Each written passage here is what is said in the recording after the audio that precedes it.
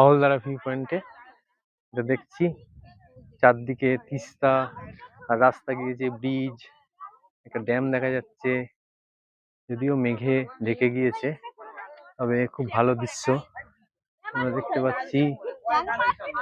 বিভিন্ন চা বাগান, চায়ের গাছ আছে ছোট ছোট, আর নদীটা চারদিকে গিয়েছে।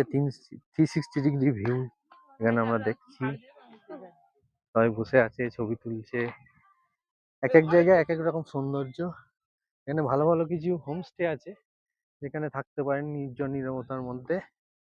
যারা কাঞ্চনজঙ্ঘা দেখতে চান বা প্রকৃতির কোলে থাকতে চান, এই পাহাড়টা টপে, পাহাড়টা টঙে বলতে গেলে ভিউ পয়েন্ট।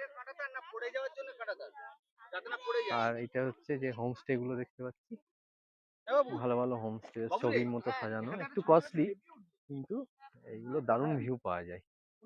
আর পাহাড় আছে, ছোট ছোট লাগছে কিন্তু এগুলো খুব বড় বড় পাহাড়, খুব বড় পাহাড়।